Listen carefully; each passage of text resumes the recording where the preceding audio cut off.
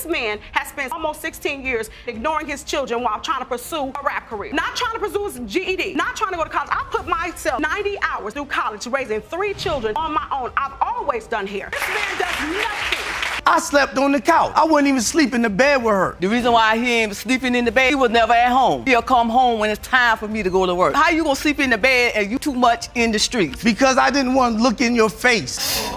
I have been homeless because I can't pay my bills. 66 1/3% of my check, and I can't pay rent. I can't do nothing. I don't have a life, and I have got the proof of my rares what I'm back owed. Can you believe it? She's never even chatted with him on the phone. Ms. Dennis spills the beans that she has never seen, spoken to, or heard the voice of the dude she thinks is her dad. This bombshell kicks off her epic quest to figure out who her real dad is. Buckle up, because it's about to get even crazier. But you have never seen him. You have never spoken to him. So today will be the very first day you will do that. And I wanted to make sure you were okay and you were prepared. All I've known of him is these pictures that I've had my entire life. These are pictures of my mother and him at their wedding. And so you've had these pictures, but you have not had your biological father. Not one bit. Hold the phone, here's where it gets juicy. Judge Lake rolls out the red carpet with the case of Dennis versus Dennis, where Ms. Dennis is about to eyeball her supposed dad for the first time. The plot thickens as Mr. Dennis throws in a curveball, totally denying he's her biological dad. This drama is heating up, and you'll want to see what's next. Miss Dennis, today will be the very first day you've ever laid eyes on the man you known to be your father. And I just want to make clear that you understand that Deny is your biological father. Jerome, at this time, I'd ask that please escort Mr. Dennis into the courtroom so we can begin the proceedings. Wait till you hear this doozy. Mr. Dennis lays down his side of the story, blaming his wife's possible side adventures for his doubts about being the father. His tale is full of suspicions and unresolved drama that makes you want to grab some popcorn. And guess what? It's only going to dive deeper from here. My position here right now today is to give her closure, being the father or not being the father, which to me, I believe I'm not, because when me and her mother were married, I was a truck driver at the time. On Memorial Day weekend, I was down in Florida. I called her phone. She is out on the lake in the middle of the night by herself on an antique wooden boat with her ex-boyfriend. Check this out. In a plot twist, Mr. Dennis whips out evidence that he's been asking for a DNA test, which he claims got shot down more times than he can count. This stack of paperwork adds a whole layer of frustration and legal shenanigans to his story. Hold on to your seats. The next part is a real kicker. I have requested from her mother, and I have proof for DNA test and everything else, that I have been denied by courts from her mother and everybody else. What is this, sir? That is proof of the DNA request that I have requested from the courts. But with her mother denying, I could not get a DNA test. I heard the story, the full story, finally when I was 7 or 8 years old. You're not going to believe what comes next. Over the phone, Ms. Morau fires back against Mr. Dennis's cheating claims, insisting she was faithful during their marriage. Their stories clash like superheroes in a blockbuster, with each side dishing out their version of the past. As I recall this situation, it was not after we were married that I went on a boat with a friend, and my children were there. In fact, he let my daughter drive the boat. He's a good friend of mine. She was dating him at the time we met.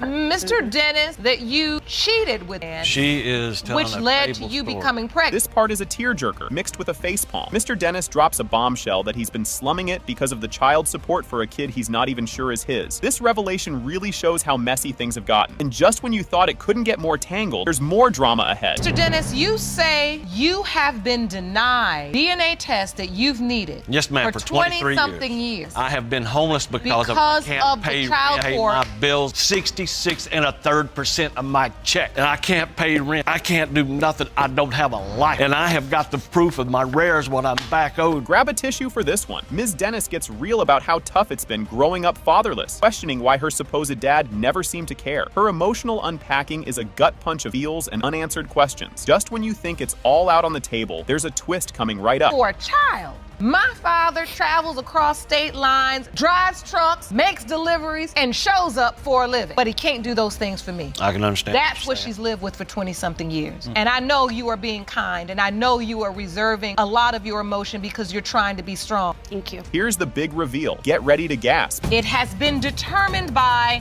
this court. Mr. Dennis, you are the father. Buckle up, Buttercup! The show kicks off with Ms. Nazarene throwing down the gauntlet at Mr. Rami, blaming him for bailing on dad duties and leaving her and their kiddos in a lurch. She's not holding back, accusing him of ghosting them emotionally and financially. Hang tight because the tea is just starting to spill. Ms. Nazarene, you are here today to sue your ex-boyfriend for being an absentee father and a deadbeat dad. You say he has caused you, your two children, much pain and suffering by never stepping up as their father. Mr. Rami claimed Ms. Nazarene has done immeasurable to your life and career by her very difficult personality. The gloves are off now. In a fiery exchange, Mr. Rami paints Ms. Nazarene as the queen of drama, irrational, volatile, and a nightmare to chat with. He insists her antics have made his life a roller coaster, but Ms. Nazarene claps back, calling out an incident where she claims Rami swiped $500. What's next? Oh, it's a doozy. Complete irrationality. The decision to be overtly angry, hostile, and violent for things that I consider to be then important. Very verbally, physically abusive. Is that true, Ms. Nazarene? It's absolutely not true. He and I have had one incident where he stole $500 from me and had me and my baby in a car that had a steering column that failed. Just when you thought it was getting spicy, Ms. Nazarene lays into Mr. Rami for chasing dreams of rap stardom instead of job applications, all while she's been hustling through college and solo parenting their trio. Don't wander off. The fireworks are just getting started. This man has spent almost 16 years ignoring his children while trying to pursue a rap career. Not trying to pursue his GED, not trying to go to college. I put myself 90 hours through college raising 3 children on my own. I've always done hair. This man does nothing.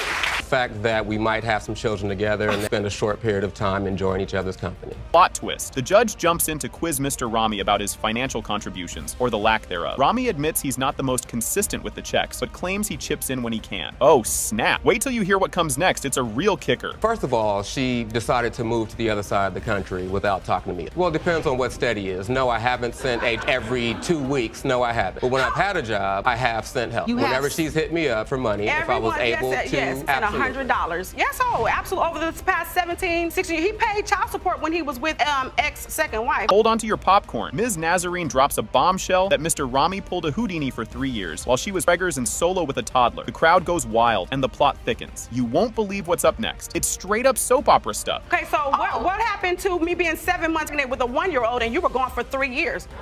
Truth be told. There was an incident. I was asked to bring the car to her because she had Messiah with her. Can you bring the car to Tarzan from Los Angeles? I tell her no problem. I would love to do that for you. Actually, what's funny is I'll tell you this story because it's more recent. You'll need to sit down for this one. As they sling text messages at each other like dodgeballs, the tension is palpable. The texts reveal a war of words that's nothing short of a daytime drama spectacle. The next exchange? It's a cliffhanger that'll have you rolling. I ain't downplaying. You trying to make me lose my youth because you're a deadbeat. I'm ready to smash you monsters. Your family does not care about us because we're too black-skinned to be a big fat yellow hoe to get love and I mean it. And care. And that's the truth. And I meant every one of them. Weren't they a young person? Did you say 21 years no, old? They were the not first grandchild. You might want to grab more snacks for this part. Judge Lake calls Mr. Rami out for his laid-back attitude, which is not winning him any Dad of the Year awards. She doesn't mince words, calling him a loser in hopes of sparking some sense into him. The curtain's about to rise on the grand finale, and it's a showstopper. Mr. Making arrangements. Will you make that effort to see them tomorrow? Yes. I don't care if look, you're a writer, but don't write too on the text. Good. Yes, say, tomorrow.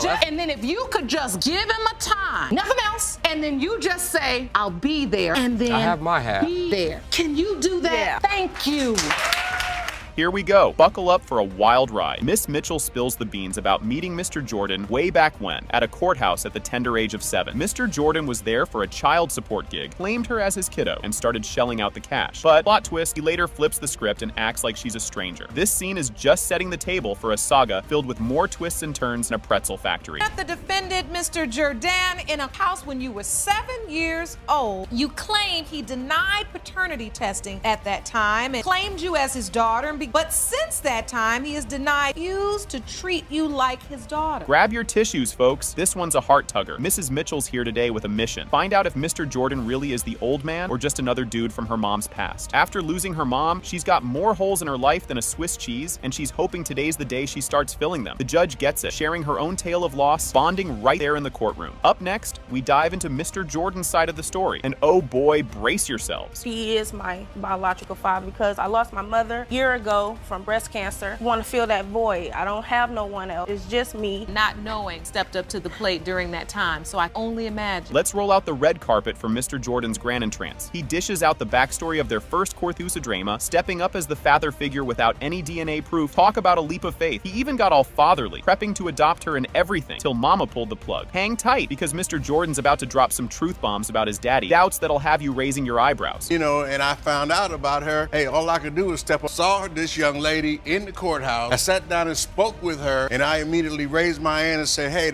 we don't need a paternity test. And I told her, I say, I'm your daddy, baby, right here. Hold on to your seats. We're diving deep now. Mr. Jordan confesses he's been on the fence about being daddy dearest since day one, thanks to a fleeting fling with Mrs. Mitchell's mom. Despite his suspicions, he tried to bond over brake pads. Yep, you heard that right. Car maintenance is father-daughter bonding. But when those brakes bailed the next day, things went south fast. Stick around to see how this mechanical mishap lays out in court. Blow me off every time. It was like every once or twice a year when he said, yeah. I was trying to teach her how to be self-sufficient. He stood there with me as I was doing my own brake. I left, went to work the next day. My brakes came on the freeway. Cue the flashback music, because we're zipping back to when Mrs. Mitchell was just a 7-year-old in the courtroom. Mr. Jordan played the hero, volunteering to be her dad in front of a judge and all. But fast forward through the years, and it's like he's got amnesia or something, completely bailing on the dad duties. What's next? Watch as Mrs. Mitchell brings out the big guns with some heavy-duty evidence. And on the bench, the judge asked me, do you know who your father is? I said, no. That's when he came up and said what he said about, that's when I was like, okay, well, you're my dad. So I'm thinking he about to start coming over. I'm about to be with him. I didn't see him for years. Even when my daughter passed away, he didn't call me. I didn't know she was pregnant. Things are getting real now. Mrs. Mitchell is not messing around, pulling out her birth certificate, which is as blank as Mr. Jordan's recent memories of fatherhood. She's laying it all out there, showing just how up in the air everything is about who her real dad might be. Don't go anywhere. The emotional roller coaster is just picking up speed. I don't have his name. Nothing. So you're not listed on the birth certificate, and also, sir. mother even doubted me. When I called trying to talk to her, why are you calling my house and that's not your father? But whenever she called me there to help her for whatever the reason. No, that's a lie. Oh boy, grab the popcorn, because Mrs. Mitchell is reading a letter to Mr. Jordan that's so loaded with emotion it could burst. She's calling him out for missing in action all these years. And let me tell you, it's more dramatic than a soap opera. As she tears into him, everyone's on the edge of their seats. Next up, we've got a sister showdown that's going to crank up the heat even more. Even using that word brings up an image of pain. Lonely nights and years of, I never did anything to you for you to treat me the way you did over the years. There were times when I called you trying to fight in you, and all you did was laugh like you're doing now. Ding, ding, ding! Here comes the sister fight you've been waiting for. Mrs. Mitchell and Miss Wagner, Mr. Jordan's confirmed daughter, go head to head, airing out all the dirty laundry. This isn't just a spat, it's a full-on sibling rivalry explosion, with accusations and denials flying faster than a gossip at a hair salon. Keep watching, because the DNA results are about to drop like a hot potato. Growing up, I'm the first one, so of course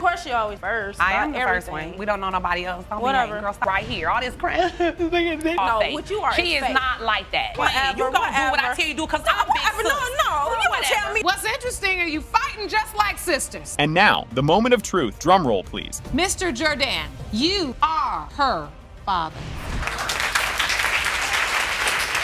Guess who just entered the chat? Miss Bronson, that's who? She's always seen Mr. Roberts as her dad, but bam, now she's in court to confirm it, because Mr. Roberts is starting to think maybe he's not the father after all. Ms. Bronson, you have always known the defendant to be your biological father, but have opened your case against him to prove paternity because he now claims he has reason to deny he is your father. Hold the phone. Mr. Roberts thought all was well in fatherland until a few years ago when someone suggested he might not be the daddy. Enter Mr. Banks, who's also throwing his hat in the paternity ring. You believe Miss Bronson was your firstborn 3 years ago when your world was turned side down with the news that you may not be her biological father, and Mr. Bank claimed he is. Talk about drama. Miss Bronson is all kinds of upset because her supposed dad is now questioning if he really is her dad. She's adamant, though. Mr. Roberts is her pops, no ifs, ands, or buts. Your Honor, I feel Mr. Roberts is my father. He's the only father I've known for 29 years. That's my father, period. I know him my whole life. He don't even when I call my father, that's who I grew up known as my father. So Mr. Roberts is my biological father. That's it. So here's Mr. Roberts, right? He's been dishing out cash for Miss Bronson's whole life, even though his name's nowhere on her birth certificate. Talk about commitment. the times I was there, and I was also on child support. Are you on her birth certificate? No, Your Honor, I'm not on her birth certificate. So, Miss Bronson, all your life, the man that you were told was your father, you believe father, and you had no reason to doubt it. Yes, Your Honor, up until 2009. So, back in 2009, Miss Bronson's mom drops a bombshell over the phone, mentioning Mr. Banks and hinting he might be her real dad. Imagine that call, "Hey honey, remember that guy I said might be your dad?" Like, what? What happened in 2009? I had a phone conversation with my mother. Then she mentioned Mr. Banks, and she said, "Don't you remember the guy that I told you thought he was your father?" When she said that to me, Your Honor, it was a what moment. Like, what are you talking about? She said that he wanted to get in contact with me. I gave her my number to give to him, or she gave me, I can't remember how we actually got in contact. And then we reached out to one another. Did you know Mr. Banks? You know who he was? No, Your Honor. Imagine chilling out and your fiance comes up and says, "Babe, we need to talk. You might not be Miss Bronson's dad." Mr. Roberts probably needed a stiff drink after that chat. Hang tight, it's about to get even wilder. A few years ago, Miss Blair told me that she needed to talk to me about something, and that's when I found out. I was kept in the dark about all this. I never knew anything about Mr. Banks. I also, spent 8 months in jail for unpaid child support, $75,000 in arrears. You don't even get a call. Your fiance comes to you and says... Possibility that Jasmine is not my biological daughter. Here comes Mr. Banks with a story about a park meetup ages ago where Miss Bronson's mom hinted that he could be the daddy. And all this based on a family resemblance. Family reunions must be fun with these guys. When did you become aware that you potentially could be Miss Bronson's biological father? I can recall when she was about 6 or 7, and I ran into her mother, Jasmine, and her sister in the park. Then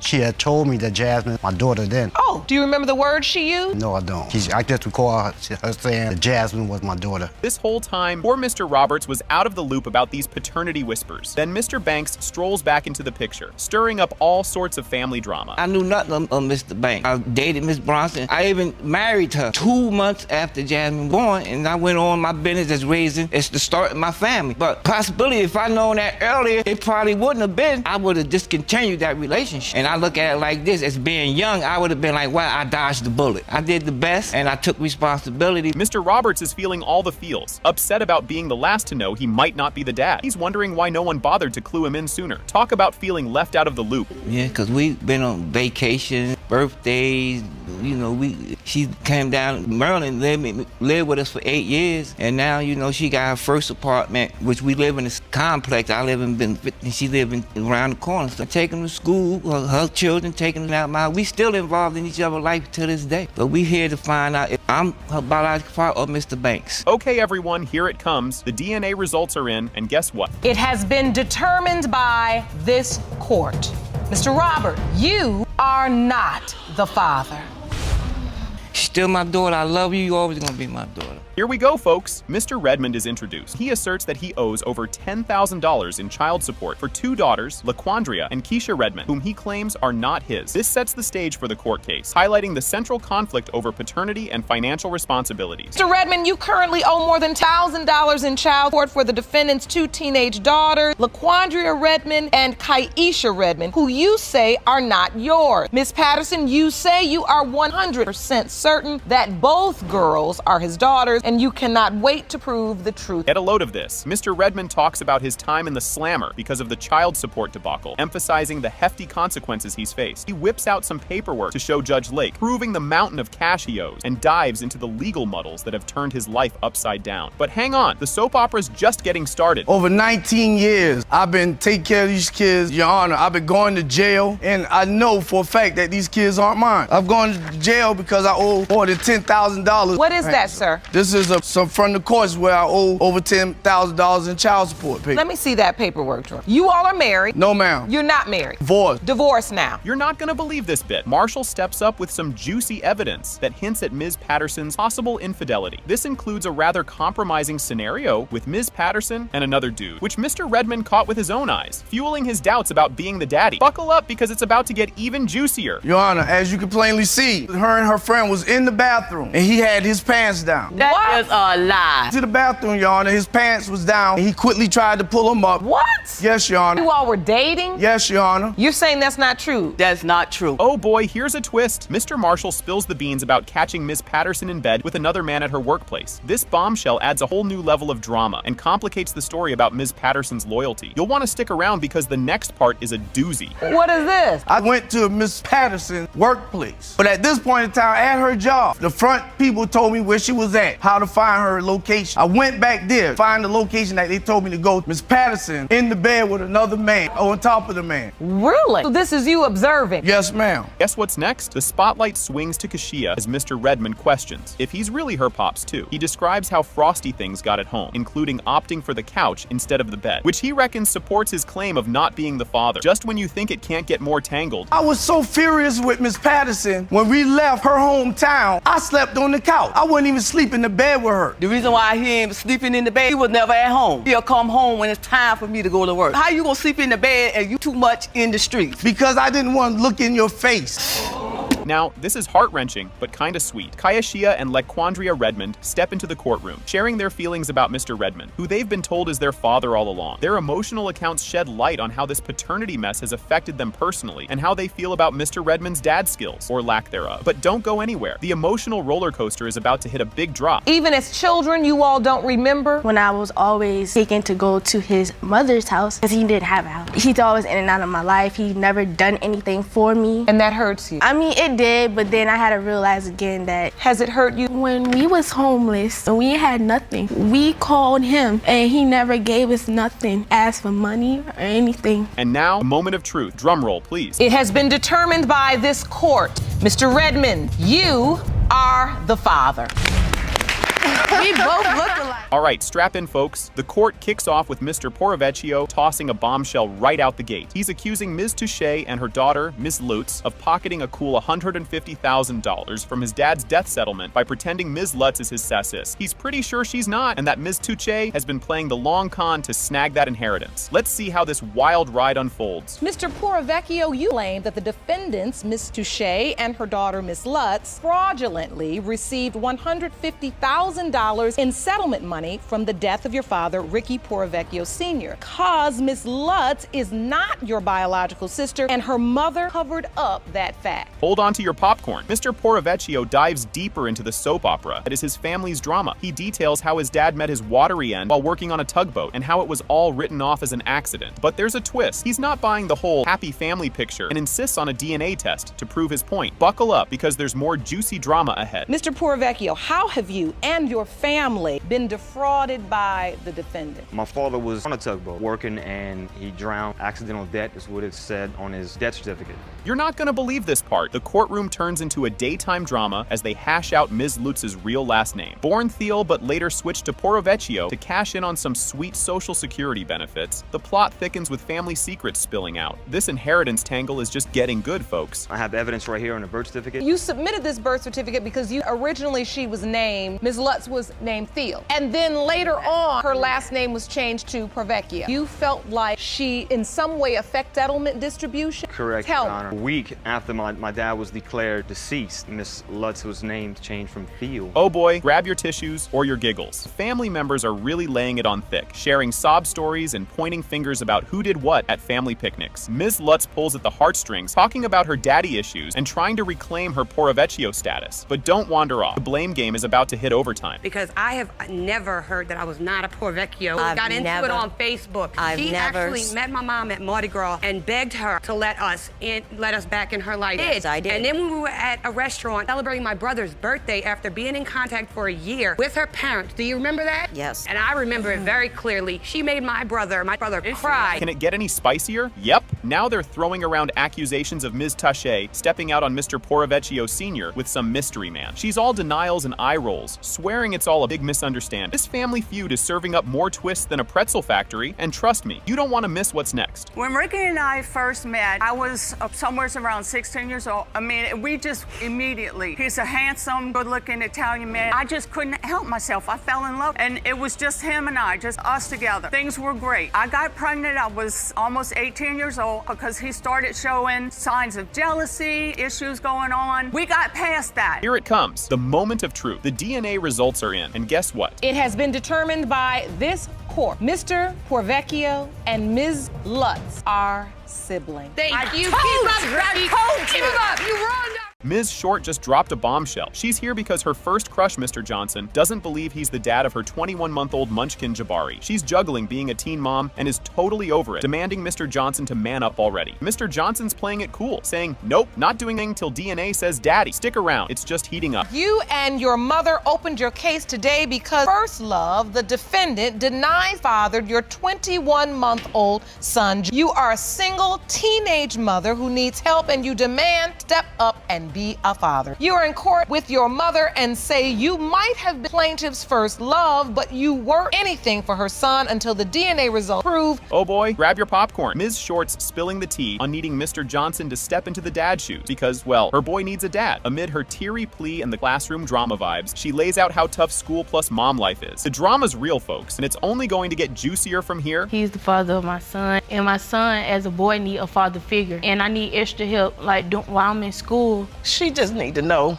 is he the father? So he can step up and do the right thing, hopefully. You know, we can't make him. We need to know, because I did him for coming over because I didn't want no feelings to get involved. Now here's a backstory to Munch on. They met on Facebook. Yep, modern love, right? Mr. Johnson was her first everything. Kiss, boyfriend, you name it. Then boom, she's pregnant, and Mr. Johnson is eyeing someone else. Ms. Short then meets another guy. Plot twist. Right after Mr. Johnson bails. Me and Mr. Johnson had sex April 23rd. I seen him on Facebook with another female, and he was like, I don't want you, I want her. He was talking about the other female. And I was like, just left. He just left me.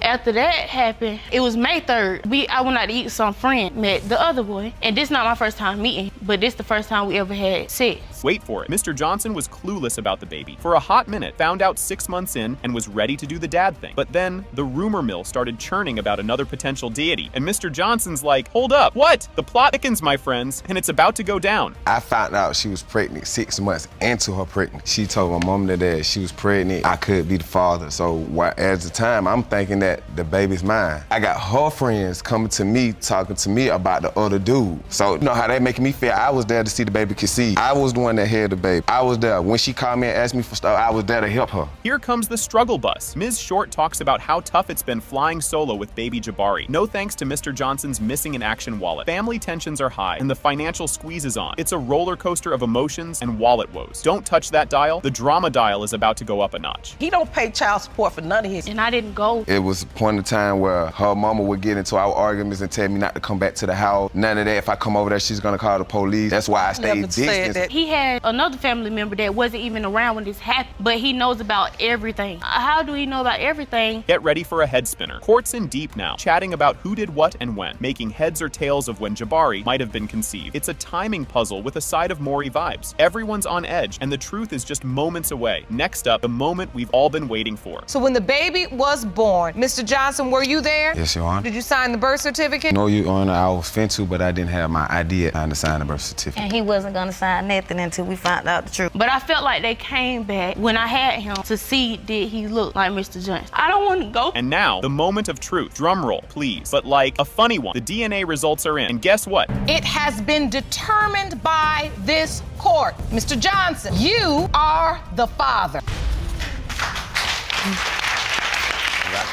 Buckle up, Buttercup. Miss Powell kicks things off by claiming Mr. Tarver is the pops of her 19-month-old little dude, Joshawn. She's here to prove he's the daddy. No ifs, ands, or buts. Ms. Poe, you've petitioned the court paternity test to prove to Mr. Tarver that he is your 19-month-old son's father. Mr. Tarver, you say your defense in court is simple. You are not Joshawn's father, and you will prove that today. Well, twist my arm, why don't ya? Mr. Tarver comes out swinging, totally denying he's the father. He's all set to prove he's not Joshawn's dad, while Miss Powell's not having any of it. Frustrated, he hasn't even coughed up for diapers. He ain't did nothing. He ain't bought a diaper, he ain't bought him a shoe, he ain't bought him a shirt. He don't do anything for my son. Are you serious? Yes, I'm dead serious. He don't do anything for him. Call him once in a while. Call him every day. I don't see him at least 3-4 times a week. That's not being a father. I don't call him every. Every time he asks, I let him see my son. If I have to go all the way to him, I take him to my son because I don't want my son without father. And you say he's denying him. Absolutely. Talk about a plot twist. Mr. Tarver spills the beans on their party-heavy lifestyle, hinting hinting that maybe, just maybe, Miss Powell wasn't all that faithful. She, of course, calls BS on this. Strap in, it's a bumpy ride to the next scene. We're young and we wild, you know, and we party a lot. And you know, there was stuff going on around them times involved in parties and sleepovers and other people, period. And she have admitted in the past, but nowadays she'll say it's not true. So when you didn't leave me and go lay with somebody else? No, I didn't. The night that you told me you were. Carver was when I got there. 5 hours. The girl was 5 blocks there. away. It take 3 hours to pull up with 3 dudes in the car. There was another girl. Oh boy, here comes the he said she said mess. They dive into when Miss Powell got pregnant and things get muddy with mismatched dates and confused timelines. She tries to set the record straight, but Tarver isn't buying what she's selling. Just wait, it gets even messier. When she first got pregnant, she came and told me she was 2 months pregnant. And time went on, about 2-3 months had passed, and she come back and tell me she's 2 months pregnant. Lying, Your Honor. Come back. You didn't come back when you was supposed to be 4 months. And I went to the doctor. I went to Planned Parenthood, the clinic, P-test done, and the lady asked me when was my last menstrual cycle. I gave her a date, and she went off the date based on when I told. You thought soap operas were good? This one's a kicker. They argue over a doctor's visit that might not have even happened. Because, get this, the clinic had moved months ago. Miss Powell insists it was just lunchtime. She tell me she needs to go to the doctor, so tell her I'll go with her. And we get to the doctor say they closed and they moved. They've been gone for a minute. And she's telling me, even though they said they've been gone 3 months, she was in this doctor 2 weeks ago. How does that make sense? So the doctor's office says she said she was there 2 weeks ago. When we get to there's a sign on the door saying they moved to another address 3 months ago. Crank up the drama dial. At Joshun's birth, Tarver was there but wouldn't sign the birth certificate or give his last name to the kiddo. Because get this, he didn't want to be on the hook for child support. Miss Powell is livid, accusing him of bailing the second their son was born. Because you didn't want me to. He did not sign the birth certificate. He said he didn't want his name on nothing. Give my son his last name because he didn't want me to put him on child support. That's what he told me, and he left. I named him. Why wouldn't I give him your last name if I let you name him? I wrote the whole thing down. Why would I give him my name and my brother's name together and not give him my last name? She wanted me to leave because she was on the phone with her boyfriend. You're not gonna believe this. Ms. Jones, Tarver's fiance, steps up and throws another wrench into the works, hinting that maybe there are more dads in the picture than just Tarver. The courtroom's buzzing with whispers and side eyes. Ms. Jones, you are his fiance. Mr. Tarver, fiance. Yes. So, ma'am, what do you know about this situation? To be honest, they say that multiple people was claiming her baby at the time. You don't even know me. I heard many things about you too. Multiple people are saying that her child is theirs. Yes, 2 other people. Here it comes, the moment of truth. It has been determined by this court, Mr. Tarver, you are Joshun's father. Thank you. Thank you.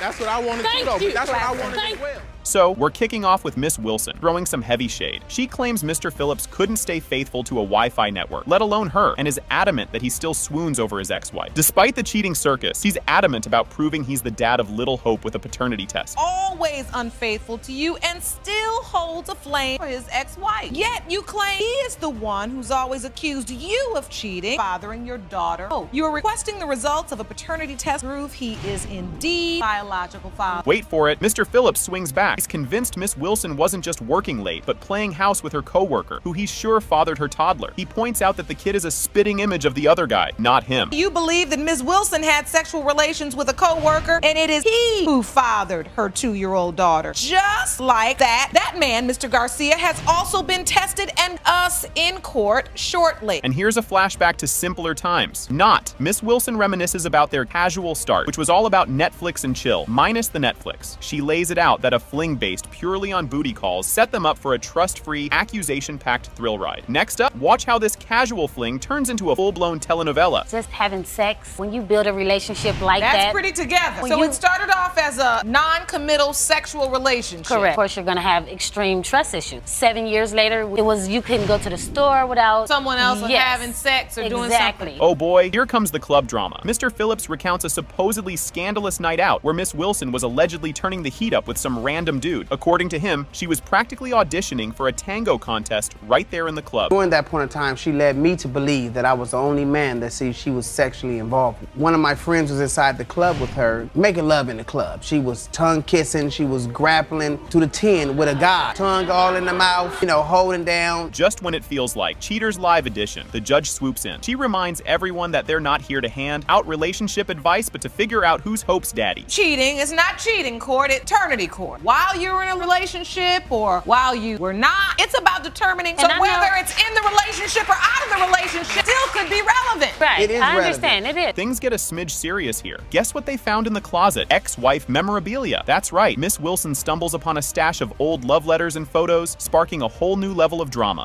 We will leave everything behind. I had my baby probably about 2 months or a month after we moved in, so I didn't really, in the new place, in our closet. It was things that I did not know. Her shoes, I mean, just so much stuff. So I came to him and I asked him, can you get rid of her stuff? Enter stage left, Mr. Garcia, a co-worker wrapped up in this mess. He strolls into court and his testimony about just showing her how to kiss is sitcom gold. Hold on to your seats because Mr. Garcia's got some tricks up his sleeve. You were with Ms. Wilson in the club, that you were kissing in the club. I was. Were we you weren't kissing? She was showing me how to kiss. I'm a good teacher. And she really showed me how to kiss. So you were at school getting a lesson. That is correct, Your Honor. You won't believe this bombshell. Mr. Garcia is gay. That's right. The man everyone thought was the father throws a curveball that leaves Jaws on the floor. As the dust settles, get ready for another twist that's straight out of a daytime drama. I'm gay, so I can't be the father.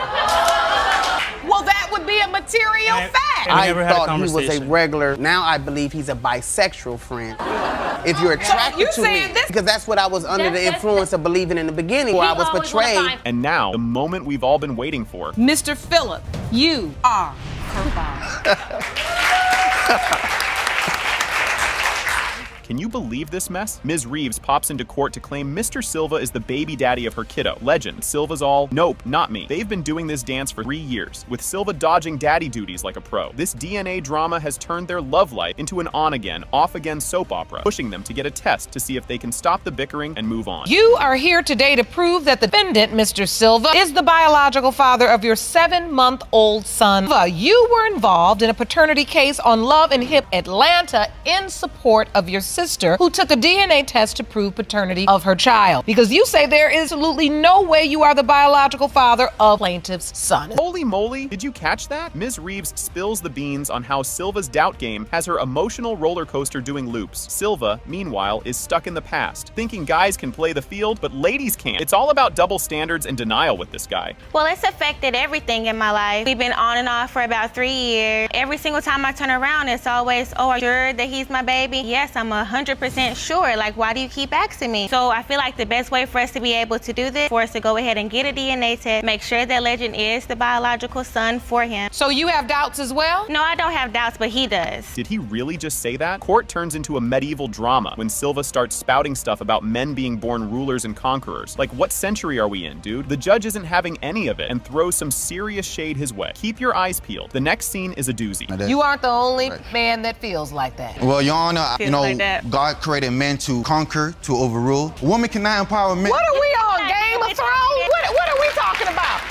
First of all, you said God created men to conquer, To and rule, what else? conquer, and women To rule. cannot power. You're ridiculous. Brace yourselves for this twist. After a breakup, Ms. Reeves finds out she's expecting and tells Silva, who immediately goes into doubt mode because they were on a break. Cue the suspicion as he discovers she's changed her phone password. Trust issues much? The plot thickens, so stay tuned. Well, we was broken up at the time. Immediately, as soon as I told him that I was pregnant, he was like, okay, with who? We were broken up for 4 weeks, Your Honor. I caught her texting her ex. I caught them texting multiple times. She claims they're just friends. One day, I just decided to try to go in her phone, and she changed her password on me. She was in the bathroom when I was trying to get in there, and I thought I typed it in wrong. Tried 2-3 more times until it locked me out. Grab your popcorn, folks. As the baby's due date approaches, Silva's still on the fence about fatherhood, but shows up at the birth to keep things cool. He signs the birth certificate, but feels pressured by her family's stink eyes. You won't believe what's next. It's a real cliffhanger. Throughout the whole time, I'm telling her I want a DNA test. In the hospital, none but her family was there. I was by myself. I came in. As soon as Legend was born, the doctor came in the room straight to me and gave me the paper. I didn't want to make her look bad. So you signed the birth certificate? Yes, I felt pressure to sign. And if you start talking about DNA test and not birth certificate, it sheds a negative light on her. This is too much. They're both itching for the DNA results, hoping it'll end their constant squabbling. Silva's fingers are crossed for good news, while Reeves dreads the possibility of being left in the lurch. Fasten your seatbelts, because the results are about to drop, and you won't want to miss this bombshell. You have a chance to be honest about that in this moment. moment before we go to the result? Yeah, I don't have any doubts. I'm just a little bit upset if he feels like he's not his and he doesn't want to be with me anymore. I feel like with or without Legend, our relationship is, you know, we can make it be good the way that it was. Like if we didn't have a baby, it's that him saying like, okay, well, if we didn't have a baby, we wouldn't be together right now. Are you ready for this reveal? It has been determined by this court. Mr. Silva, you are the father. Can you believe this opener? Mr. Wilson kicks things off by lamenting about his almost over marriage, pointing fingers at his wife's lax attitude towards cheating. He claims fidelity to her seems more like a suggestion rather than a rule, setting the stage for a tumultuous episode. Mr. Wilson, you are on the verge of a divorce because your wife believes that fidelity is optional. You say that during your marriage, she cheated on you with both friend exes, which you believe resulted in the birth of her son, 8-month-old Waylon. You say you are not his biological father, and you intend to prove that today. Plot twist alert. Mrs. Wilson fesses up to her side adventures, but insists Mr. Wilson is indeed Waylon's dad, accusing him of dodging diaper duty by playing the doubt card. Hold on to your popcorn. Her next line is a doozy. Mrs. Wilson, while you admit to stepping out on your husband, you claim Mr. Wilson knows full well he is baby Waylon's father and is only denying him in an attempt to shirk his responsibilities. Here's where it gets spicy. The crowd gasps as Mr. Wilson delves into the early days of deception, going back to when their romance began. He recounts a tale of a suspiciously large Mickey explained away as an innocent bump by the dog. Keep watching. The excuses get even wilder. She is a cheater. She's cheated from 2 weeks of us being together in the beginning. There was a time when we got in an argument. She told me to leave. I left for one night. I came back. The next morning, she was begging me to come back. There was a hickey on her neck about the size of a baseball.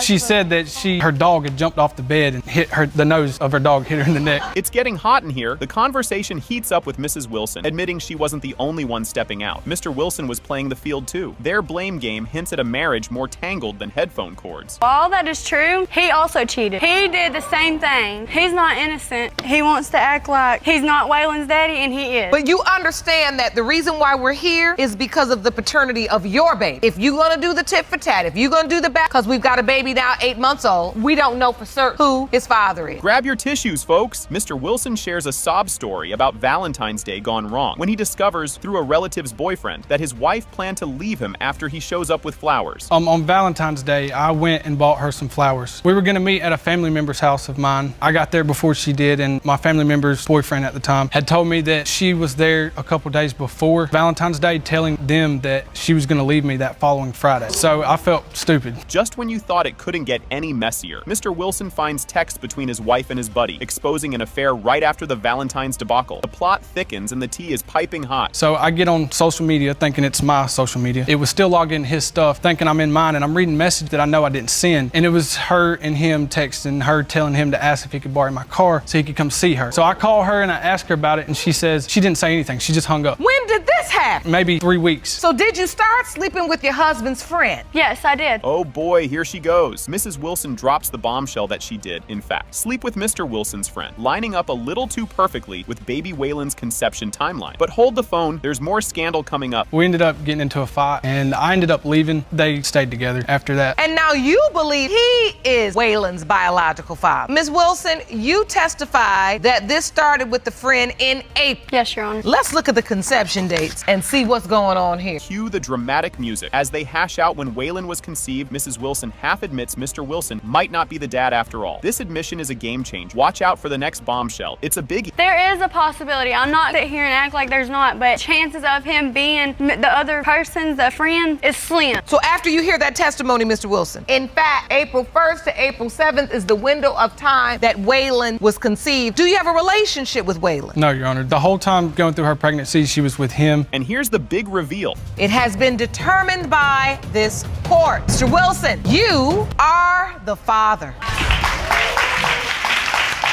Can you even handle this? Mr. Hooks is up in arms, saying Ms. Payne has been on his case for 3 years, accusing him of being the dad of her kiddo, Neve. He's pretty sure today's test results will let him shake off her claims once and for all. The court's heating up, folks, and you won't believe the zingers that come next. Mr. Hook, you say for 3 long years the defendant, Ms. Payne, has been falsely accusing you of fathering her 3-year-old daughter, Nevaeh. I believe today's results will finally free you from her allegation. Hold on to your coffee, because Ms. Hooks just threw some serious serious shade. She's calling Ms. Payne a gold digger, thinking she's after her son's non-existent riches. He's 27 years her senior. The crowd's gasping like they just saw a ghost, setting up a showdown that's juicier than a daytime soap. Ms. Hook, you say your son is being taken advantage of by a gold digger who is 27 years his junior. Ms. Payne, you say Mr. Hook is Nevaeh's father, and today you intend to prove it to him and his mommy. You've got to hear this. When Ms. Hooks asks her son about his finances, he spills the beans. He's flat broke. So much for being a gold mine, right? This twist adds a splash of humor to the drama, making everyone chuckle. But hang tight, the revelations are just getting started. I'm struggling, y'all. I don't have no money. But what you thought, you're saying you thought, she probably thought since you were an older man established, it would be somebody that could take care of her. Ain't a gold digger if you ain't got no gold. This is too good. Ms. Payne looks like she's about to burst as the judge digs deeper, trying to get her to spill her guts. Her hesitance adds an extra layer of suspense to the mix, making everyone lean in closer. You just know something big's about to drop, and trust me, it's worth the wait. What are you feeling in this moment? I can see in your eyes. You accuse my son of being the father of your child, and I know he's not the father of your child. Your child don't look nothing like my son. My son had 5 children, and they all look like him, and they got some of me. You won't believe how these two met. It's straight out of a quirky rom-com. Mr. Hooks paints a picture of a fateful encounter that turned into an instant live-in situation. This backstory adds some real spice to the episode, hinting at a whirlwind of poor decisions. Buckle up because the roller coaster is just taking off. I met her June in 2014. I was driving and I was going to a deli store, and I happened to see her on the corner like sipping on a margarita. So I started to talking to her. I was like, why you out here by yourself sipping on that? And she was like, she with her boyfriend. I said, he's okay seeing you talking to me? She told me that she just got into a fight, an argument with her boyfriend, another man. So I said, well, you want to come take a ride with me? Talk about moving fast. Mr. Hooks and Ms. Payne went from strangers to housemates in a blink. It's like they were trying to set a speed record for the fastest relationship progression ever. Their impulsive life choices are the gift that keeps on giving in this courtroom saga. Stay tuned because the plot thickens even more. Is this true? Is this how you and Mr. Hooks met? Yes, Your Honor.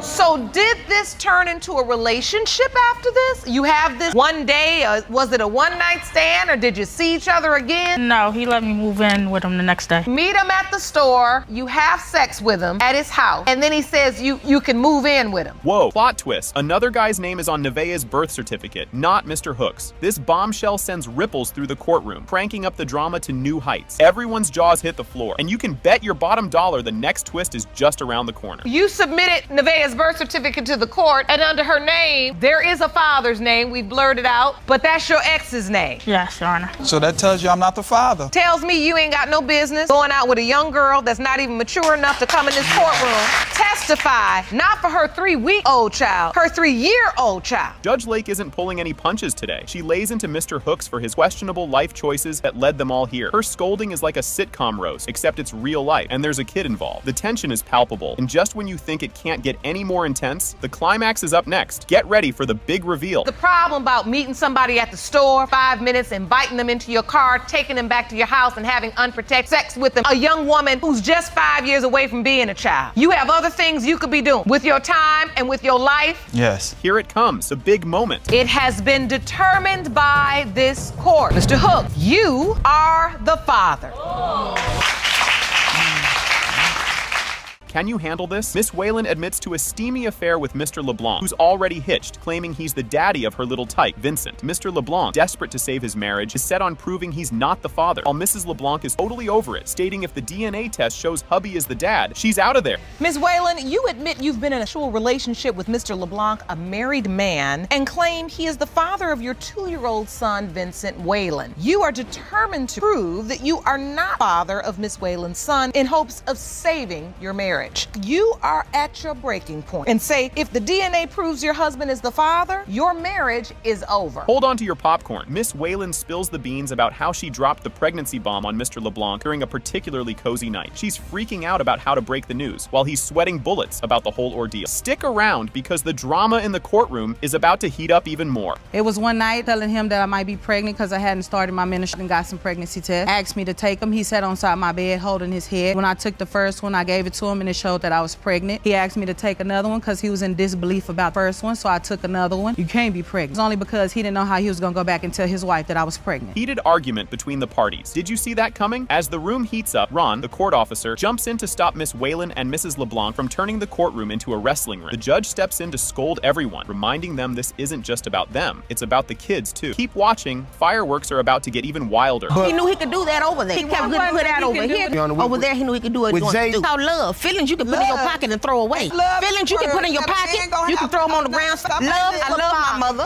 But all y'all look crazy because you sit up there arguing back and forth. He doing nothing but running back and forth. It's not even solving anything. Doubts about paternity due to rumors. You're not gonna believe this twist. Mr. LeBlanc throws a curveball, questioning Vincent's paternity based on neighborhood gossip that Miss Whalen might have had a fling with the guy next door. The plot thickens with this added layer of drama, suggesting that maybe, just maybe, there's more to the story. The next reveal is a doozy. Don't miss it. Very promiscuous, like I said. The mailman, not only that, you sleeping with a married man. You came to you because you were easy. Hold on, Miss LeBlanc. He couldn't do what he wanted to do. You're saying this marriage is over, finally done? I'm at my breaking point. Grab your tissues, or maybe not. Miss Whalen opens up about how messed up this whole situation has made her feel, from her self-worth to her living situation. The judge isn't having any of it, pointing out Mr. LeBlanc's habit of making bad decisions and the emotional chaos it's caused. What happens next is jaw-dropping. Stay tuned. And it hurts, but then it doesn't, because at the end, I'm gonna take care of my kids regardless. But they didn't ask to be brought here. I love my wife, I want to be with my wife, but at the same time, my wife, it's a struggle because it's hard to try to be with my wife knowing there's a possibility that these other kids are mine. Trying to have a move forward in our marriage, it's hard for her to accept, bringing other kids into the household that's outside our marriage. And now, the moment of truth. The DNA results are in, and guess what? It has been determined by this court. Mr. LeBlanc, you are the father.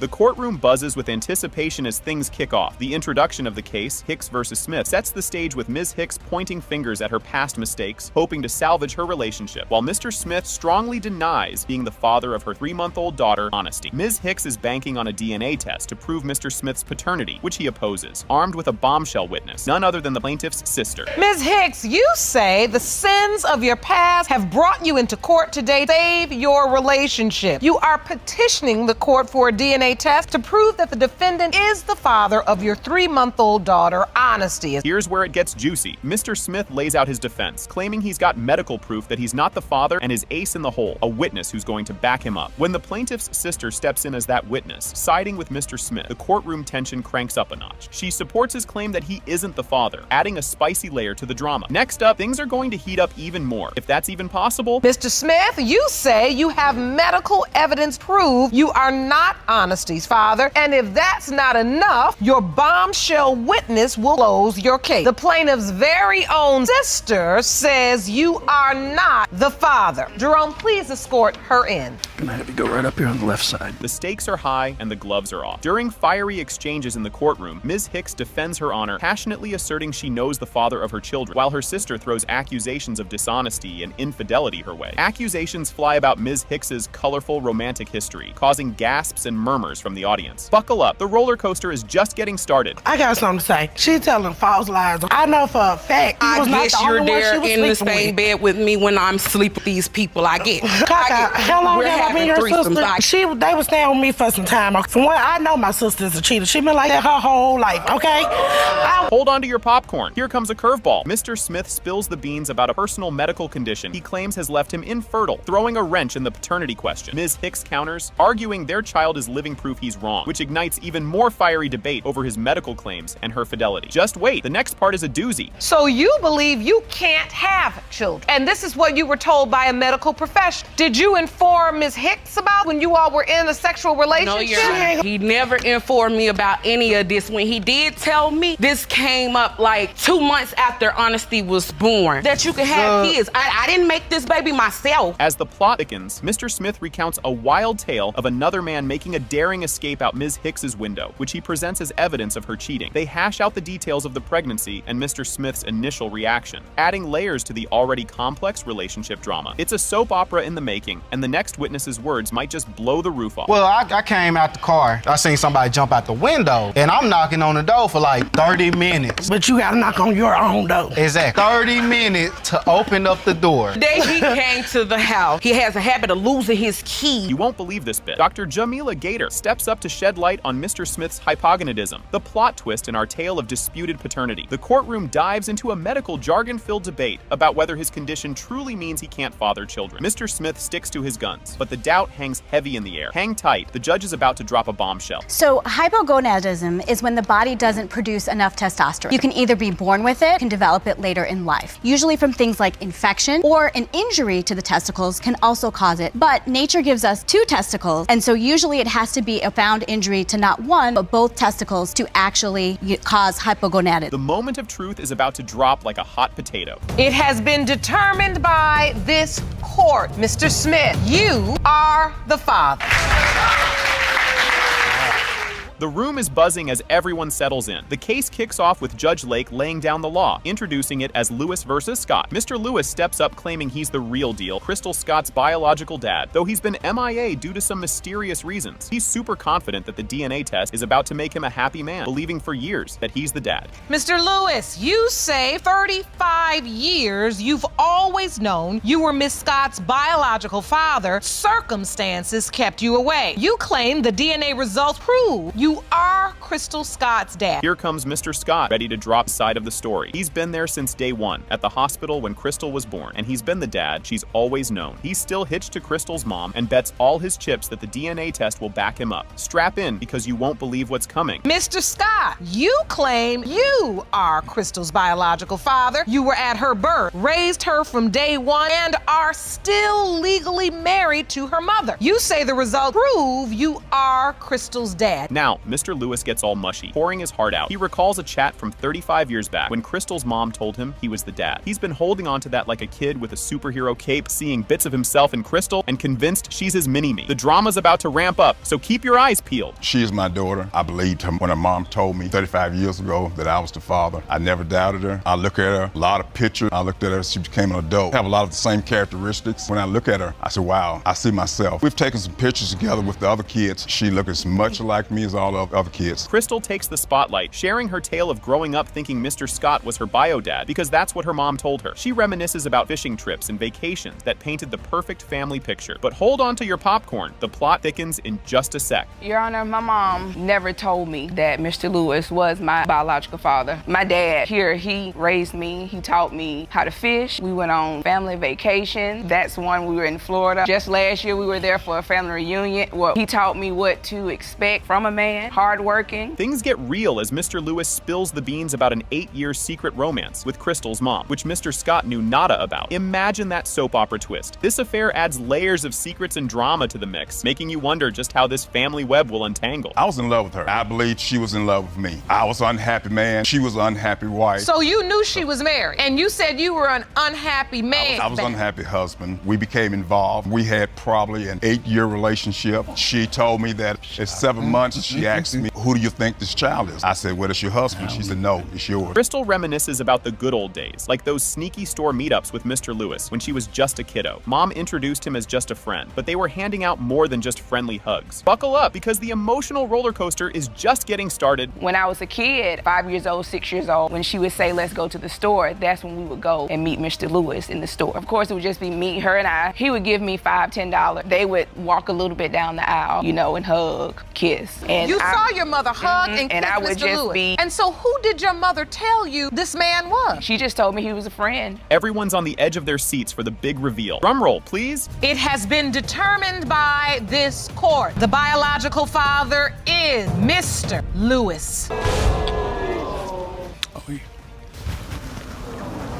Can you even imagine? Ms. Percy kicks things off by demanding a paternity test to prove Mr. Gale is the pops of her 26-year-old kiddo, Tedria. She's dishing out that she's coughed up close to 200 grand, raising her daughter solo, thinks it's high time Mr. Gale foots some of the bill. You've got to hear how Mr. Gale tackles this one. Miss Percy, you've petitioned the court for a paternity test. You're here to prove to Mr. Gale and his wife that he is the father of your 26-year-old daughter, Tedria Glenn. You claim that you've spent nearly $200,000 to raise your daughter, and he's done nothing. Did he really just say that? Mr. Gale snaps back at Ms. Percy's hefty claims, explaining he only got wind of possibly being Tedria's dad when she hit 15. Plus, he's sweating bullets over the thought that his marriage might crumble if the test shows he's the father. Oh boy, the next bit is a doozy. Mr. Gale, you claim you weren't there for Miss Glenn because you only found out she may be your child when she was 10 years old. Your big fear is that your wife will leave you if you're proven to be the father. You could cut the tension with a knife. The courtroom watches a fiery exchange as Ms. Percy accuses Mr. Gale of dodging daddy duties because of his wife's meddling. The spat heats up with Mr. Gale, insisting his wife doesn't block his dad duties. But hold on to your popcorn, it's about to get even spicier. Be with his children, to spend time with his children. My wife has never stopped me seeing any of my kids. Every time my daughter calls him, it's like, oh, I can't talk to you right now. Tanya's sitting right here. Right, because I don't want to disrespect my wife. How if would I you knew that was my disrespect your daughter, wife? I could This is talk your to daughter. her. I knew that was my daughter. It's your daughter.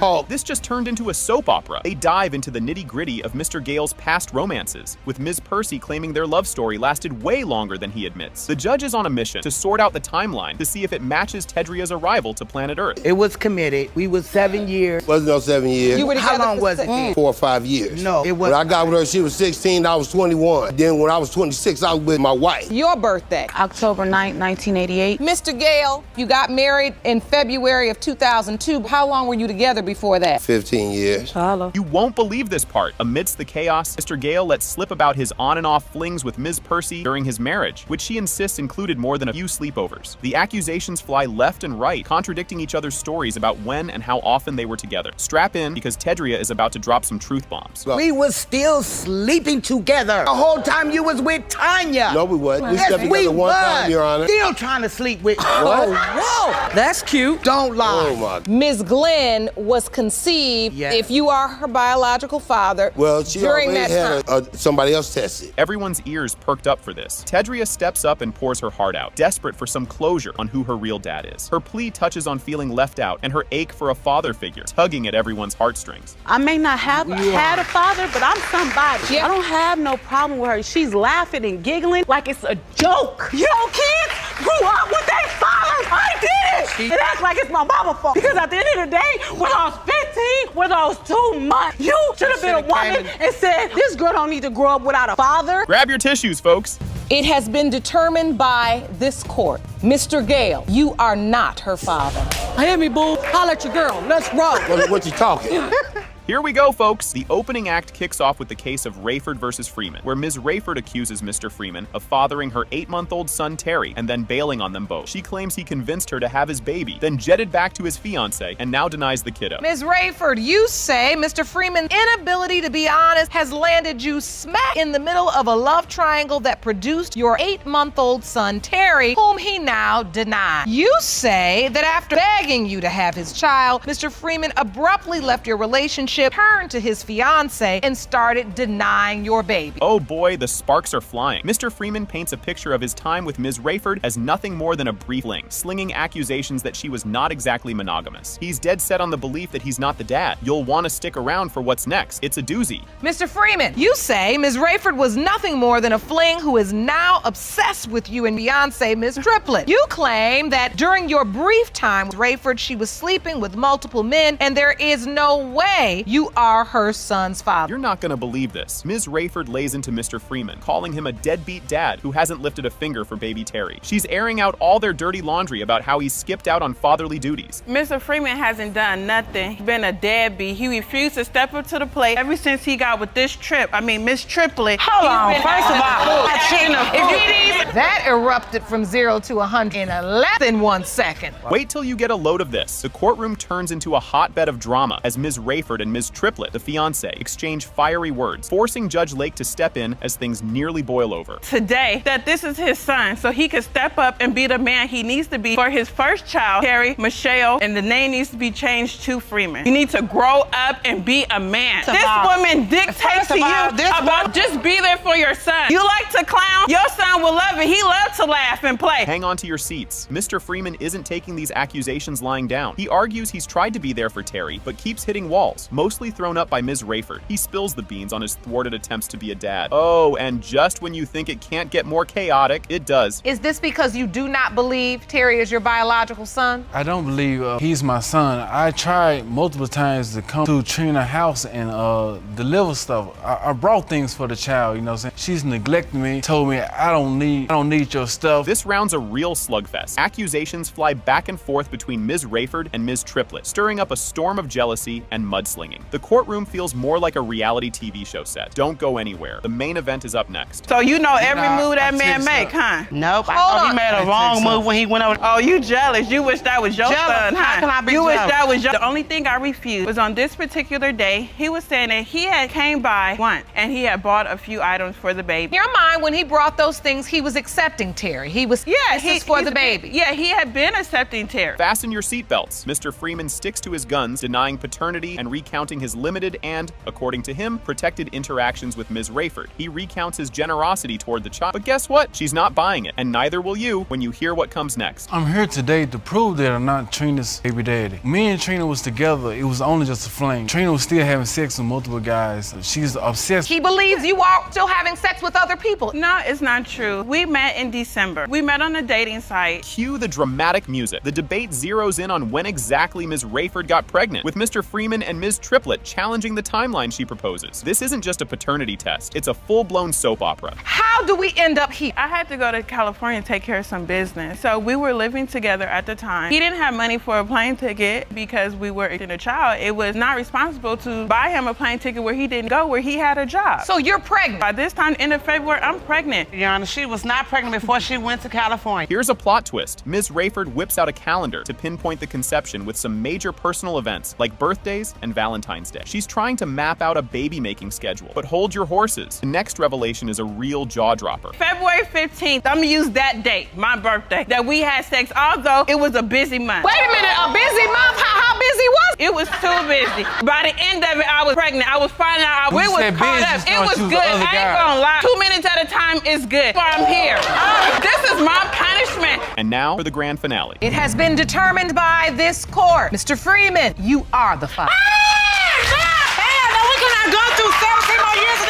Buckle up, folks. Ms. Dallas drags Mr. Stewart to court to sort out if he's the daddy of her little dude, Lamar. She's totally gobsmacked he's denying paternity, especially with his secret double life drama. Mr. Stewart's counter is a juicy one. He claims Ms. Dallas wasn't exactly playing house with just him, hinting that baby Lamar could have a different dad. Oh, the tea is just getting spilled. Keep your eyes peeled for what's coming. You have dragged the defendant, Mr. Stewart, into court today to prove is the father of your newborn son, 1 month old. You say you are shocked that he's denying he's baby Lamar's biological dad, especially since you discovered he's the one a double life. You claim that it's Ms. Dallas who's been from Faithful, and you believe that baby Lamar's dad, any one of multiple men. You're not gonna believe this scoop. Here's Ms. Dallas spilling how she met Mr. Stewart, leading to their casual fling, turning into breakfast dates and more. Turns out, Mr. Stewart was keeping a little something under wraps. Yep, he was married. When Ms. Dallas popped the big question, the crowd's gasp was louder than a dropped mic. Hold on to your popcorn. There's more drama ahead. Up a couple of times. I'm tired of going to the room. You said you have a house, you own it. And he was like, you know, I have unwanted company there. So I'm like, unwanted company? I'm like, you got a girlfriend? He like, no. I'm like, you have a baby mom there? He like, no. I'm like, got a wife? And then he was like, yeah. So he proceeded to tell me like, oh, they going through a divorce. Check this out. Mr. Stewart lays it out plain. He didn't think his marital status was worth mentioning. Judge Lake isn't having any of it and schools him on why that's kinda a big deal, leading him to admit he was out there acting like he's single. Things are about about to get even juicier, so don't blink. Did you meet Miss Dallas, date her casually, have sex with her? It didn't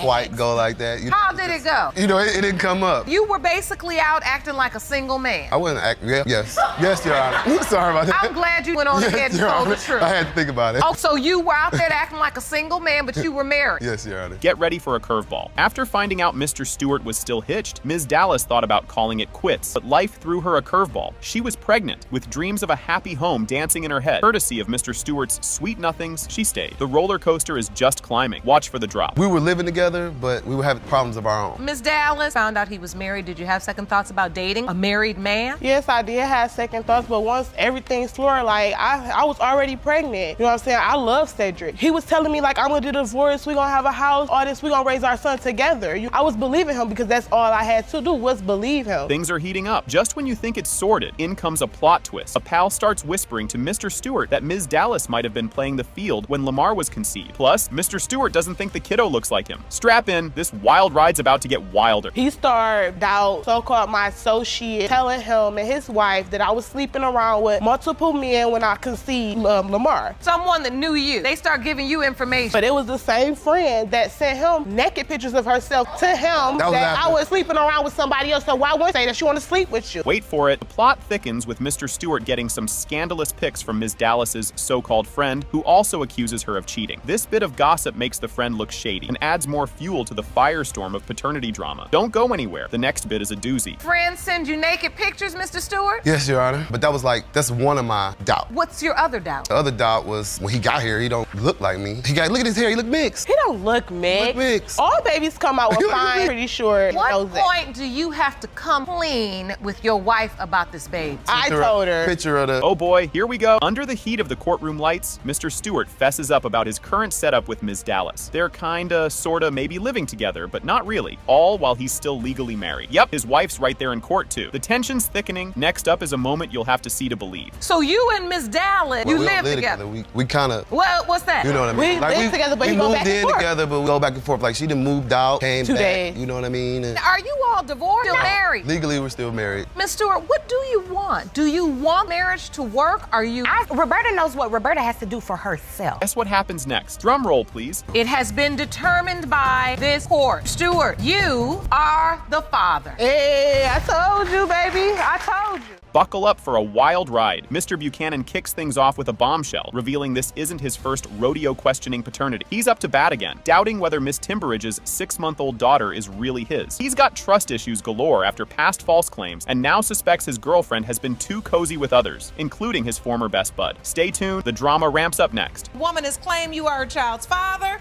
First 2 times, DNA testing proved you were not, and you now doubt your girlfriend, Miss Stimbridge's 6-month-old daughter is yours. She is engaged in sexual affairs outside of the relationship, including with your former friend and roommate. Here comes the soap opera twist. During a seemingly normal day, a store trip turns into a showdown when Eric, Mr. Buchanan's best friend, drunkenly blurts out that he's been with Miss Timberidge. This shocking claim throws a grenade into the already fragile trust between Mr. Buchanan and his girlfriend, leading to accusations flying faster than a speeding bullet. Brace yourself. It spirals even more out of control up ahead. One day, this is like... And Eric is your supposed best friend. Supposed best friend, so you get into a confrontation. We took Eric up to the door. He was in the back seat already drunk. I mean, why are you getting him beer? You know what I'm saying? He could have got it himself, Your Honor. You got into an argument over the beer? So you're best friends with him then, obviously, if you went in there. But anyways. You can't make this stuff up. After getting out of the clink, Mr. Buchanan finds himself at the center of a boozy betrayal. Homecoming wasn't sweet with evidence of lemon drops, a drink apparently loaded with more significance than vitamin C. These lemon drops hint at naughty escapades between Miss Timberidge and Eric, making Mr. Buchanan's head spin with betrayal. What's next? Even more jaw-dropping revelations. All right, so I walk in there. What do I see? Lemon drops. Lemon drops laid out everywhere. I ain't talking about no candy. Check it out. She told me about the beer. So when you picked me up, why didn't you fair warn me before I got home? Why are you gonna let me find out by myself? Because you forgot. I didn't forget too much. It was still there, weren't it? Grab your popcorn, folks. Miss McNeil steps into the courtroom with gossip that could fuel a reality TV show for seasons. She claims to have caught Miss Timberidge in quite the compromising position. This bombshell adds yet another layer of scandal to an already sizzling situation. What will the next turn reveal in this tangled web of drama? Says that you witnessed firsthand Yes, ma'am, I some did. inappropriate behavior. That was not going on, Your Honor. When I walked in, all I saw was booty in the air. Booty in the air. things just got real. The plot thickens with a pregnancy test that's positive, sparking a mix of hope and horror in Mr. Buchanan. He's torn between love for the child and lingering doubts about whose genes are swimming in the little one's DNA. They head for a DNA test that could either tie them together or blow their fragile world apart. Next up, the moment of truth. We take a pregnancy test because Judge talking about she late. I ain't bleed, I'm late, all right? So we took a pregnancy test. Not like positive isn't like good job. Positive isn't like there's something growing in there. That's why I'm denying that little girl, man. It's the grand finale, folks. The results are in and the courtroom holds its breath. Mr. Buchanan, you are. Thank you. That's a blessing. Just when you thought it was a regular day in court, Mr. Hardy swings in with full confidence, declaring he's the real father of Taylor, following a jaw-dropping revelation that another dude totally wasn't. He lays out his unshakable belief and the emotional roller coaster it's been, especially after Taylor got wind from her stepmom that there might be a paternity mix-up. Strap in, the drama ramps up from here. Mr. Hardy, you are here to prove what you have always known. You father the defendant's 26-year-old daughter, Taylor. You say your belief proven to be true after Taylor learned another man was not her biological dad in this courtroom. Come to me and asked me if he was her dad because she said her mother told her that he was not. How old were you then? 12, 13. Just when the audience catches their breath, bam! The court drops the bomb that Mr. Jennings is not the father, sparking a wildfire of tension. Ms. Lynn throws shade, calling Mr. Hardy a master of manipulation. While he stands his ground, claiming his fatherly role, Ms. Lynn hints at another possible dad, stirring the pot even more. You'll want to stick around. The twists get twistier. It has been determined by this court. Mr. Jennings, you are not the father. Mr. Hardy, you say Ms. Lynn is a master manipulator who has stopped you from being a daddy to your little girl. Claim the plaintiff is not Taylor's biological father, and you intend to prove that There's a possibility between him and one other person. In a twist that could make a soap opera blush, Mr. Hardy reminisces about the early days of doubt when Ms. Lynn first announced her pregnancy. Despite feeling sidelined by her family, he recounts his undying efforts to be in Taylor's life, showcasing his commitment against all odds. What unfolds next? More juicy details, of course. The second time she told me she was pregnant, I doubted it because she had already said she was pregnant before. So you were told she was pregnant before? Yes, but she wasn't pregnant that time. So I had my doubts the second time she told me she was pregnant. Believe it until I seen for myself that she was pregnant. Were you there? Not No. at all. Her parents did everything they could to keep us apart. From the time Taylor was about 9 years of age, I didn't get to see her. Here's where it gets spicy. Amidst Thanksgiving turkey and pies, Taylor gets skeptical about who her real daddy is and decides to turn detective. She dives into a personal quest to uncover her biological roots, ending up sending a direct Facebook SOS to Mr. Hardy. The emotional ante is up, and the next chapter is a doozy. So how did you find that he might be your biological father? Maybe I was 23, right around there. I had asked my mom, my boyfriend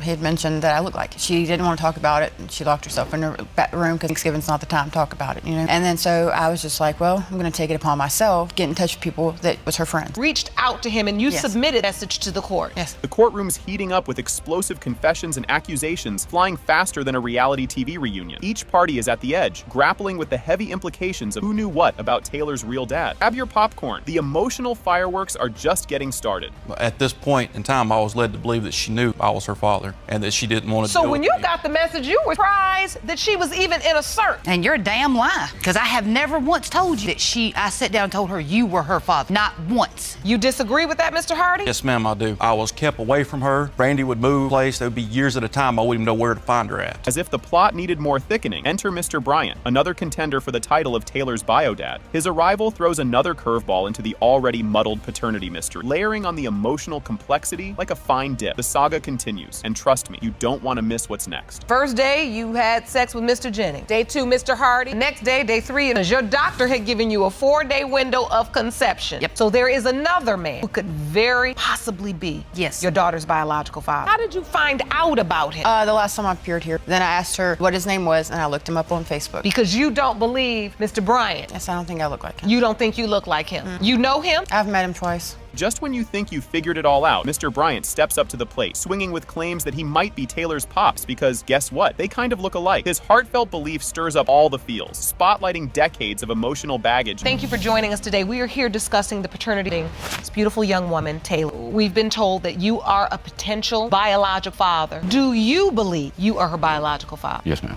Tell the court why. Because she's got so much resemblance of my daughter. I've been believing it for 26 years. It's time to get it over with, you know. So for 26 years, you've had this in your heart. Yes, ma'am. It's just waiting to be unpacked. The DNA reveal is on the horizon, and it's going to be a blockbuster moment.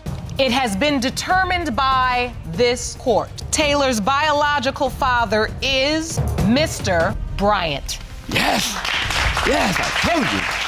Fasten your seatbelts. You're not going to believe this. Mr. Webb asserts that he has never been intimate with Ms. Cole, which provokes a strong reaction from the audience. Ms. Cole and her supporters immediately dispute his claim, calling him a liar. The judge expresses surprise, highlighting how unusual it is to hear such a defense. Buckle up, because this roller coaster is just getting started. I never had sex with her, Your Honor. Well, that would rule you out. You've never had sex with her? No. Yeah, he did. She's a liar. She's crazy. We've heard a lot of defenses in this courtroom. Rarely have we ever heard that you've never had sex with her. She's absolutely crazy. This next bit is a real doozy. Ms. Cole details a specific instance, claiming that on April 11th, Mr. Webb stayed in her bed and they had intimate violence relations, which she believes led to the conception of her daughter. Mr. Webb continues to deny these claims, asserting that their relationship was purely platonic and that he never slept in her bed. A heated argument ensues, with both parties contradicting each other's stories. Hang on tight, the saga continues. And I know he stayed with me for 2 months, and he slept in my bed with me for one night, and we had sex. April 11th. That's when you believe you conceived your daughter? Yeah. What's the nature of your relationship? We never had sex or anything. We were just friends. We would chill out. That was it. You were never intimate with her in any way? I never stayed in her bedroom. I stayed out on the couch. That's a lie. And on top of that, I was only there for a week and a half. Strap in for more chaos. Ms. Cole and Mr. Webb argue about the nature of his stay at her place, with Ms. Cole asserting that he lived with her for a month and a half, while Mr. Webb insists it was only for a week. The judge attempts to restore order as the argument escalates. Tensions rise as accusations fly back and forth about the nature and duration of Mr. Webb's stay. Just when you think it can't get any wilder, it does. I wasn't living there. We were hanging out for a week and a half. And on top of that, April 8th, I had moved back to Detroit. How was I there for 3 months? But why were you staying there with them for a week? You had a girlfriend. She had knew about it. We were friends. She trusts me. I'm not like that. And you called me with his friend telling me that he was there 3 weeks and you guys were having sex and blah, blah, blah. At first, I did believe that. But then I heard his story and none of it. Shut up, I am talking. Fasten your seatbelts. Here's a curveball. Mr. Webb presents a series of messages to the judge that he claims will prove his non-involvement with Ms. Cole. He describes the initial contact and the subsequent messages that escalated to accusations of paternity. The conversation in the messages revolves around the pregnancy and Ms. Cole's claims of Mr. Webb being the father. The next part is a real jaw-dropper. How this went, the first message, she messaged me saying, hey, I got an ultrasound. I said, okay, can we leave it, Natasha? It's not my baby. I'm trying to do right in my life, and this is not doing either of us any good. So just at this point, I'm thinking, I feel like she's trying to say that I'm the baby daddy, but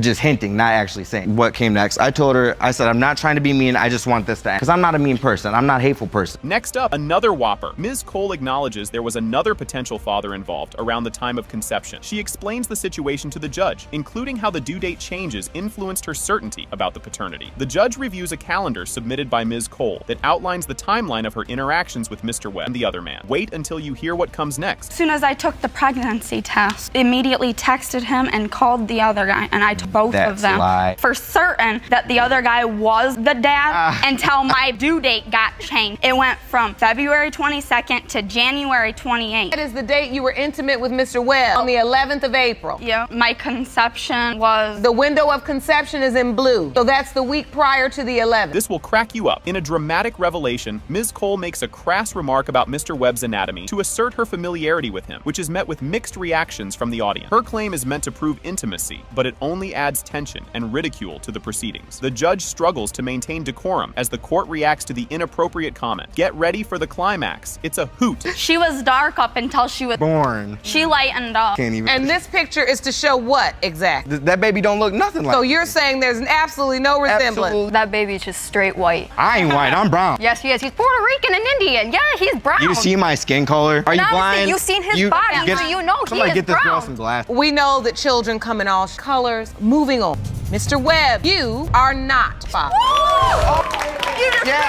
Strap in, because this one's a doozy. Mr. Pitchford Kendricks kicks off the proceedings with a bombshell, asserting that he is indeed the biological father of the defendant's 2-month-old son, Javier. He suspects that the paternity denial is simply because the mother wants to be with another man, hoping to convince him to take up the father role. This moment lays the groundwork for what promises to be a roller coaster of emotions and accusations. And trust me, you ain't seen nothing yet. Opened your case to prove are the biological father of the 2-month-old son. You claim she is denying paternity only because because she wants to be with another man and needs to be the father. Yes, Your Honor. Just when you think you've heard it all, Ms. Saavedra throws a curveball by admitting to a menage a trois that included Mr. Pitchford Kendricks, but remains steadfast in her belief he is not Javier's dad. Her firm denial amidst such a tangled web of bedtime stories highlights the complicated personal entanglements at play. Buckle up, because the emotional whirlwind is just picking up speed. Miss Saavedra, you admit you allowed 2 men into your bed at the same time, but you are convinced that Mr. Pitchford Kendrick is not Javier's biological father. Yes, Your Honor. You'll want to grab some tissues for this one. An emotional Mr. Pitchford Kendricks shares his poignant backstory of growing up without a father in Detroit, driven by a resolve to ensure his son doesn't endure the same fate. His heartfelt testimony not only tugs at the heartstrings, but also sets high personal stakes in his quest for paternity truth. And just when you think it can't get more heartfelt, the courtroom is about to turn up the heat. Well, Your Honor, I grew up in the streets of Detroit, no dad in my life, and I just want to make sure my son doesn't have to grow up. That's a beautiful basket there. You brought that for your son. You say you grew up without your father. Yes, Your Honor. Tell me what that was like growing up, your dad. It was kind of stressful being in school and seeing my classmates and stuff, having their parents come up there, both of them. Twists and turns are the flavors of the day. The plot thickens as we learn that Ms. Saavedra and the man she believes is Javier's real dad decided to spice up their rocky relationship by inviting Mr. Pitchford Kendricks into the mix. The revelation of their adventurous bedroom escapades adds layers of complexity to the paternity puzzle, proving that this is no ordinary paternity case. Hold on, because the next revelation is a real kicker. Me and the man that I believe is Javier's father, Maurice, was getting rocky. Decided to include Greg, our mix, and try and spice things up. So how often was that happen? It happened Off and on for like 10 years. What? You might need a flowchart for this one. Mr. Pitchford Kendricks delves deep into the backstory, explaining how he originally connected Ms. Saavedra with his cousin, which spiraled into a decade of on and off romantic entanglements and threesomes. This tangled tale of relationships gone wild complicates the paternity question even further, painting a picture of a very complicated love web. And believe it or not, it's about to get even wilder. Well, a half cousin of mine. A half cousin? Yeah, he my cousin's cousin. You were dating a woman, you ended up sleeping with her roommate. You developed a friendship with that roommate, and then she asked you to introduce her to somebody, so you introduced her to your cousin. Her and your cousin invited you into their bed threesome when their relationship needed spicing up. Here's where it gets spicy. In a critical twist, Mrs. Saavedra pinpoints the night she believes Javier was conceived, linking it to an unprotected liaison during a tumultuous time in her primary relationship. This key moment is crucial for untangling the convoluted timeline of events and may just be the clue to solving the paternity mystery. Fasten your seatbelts, because the courtroom drama is about to explode. I think Javier was conceived because that's when the unprotected happened. Like the times we had threesomes, I was trying to reach him, you know what I'm saying? So, and wear a condom, but I kind of liked her from the first time I had seen her and stuff, so.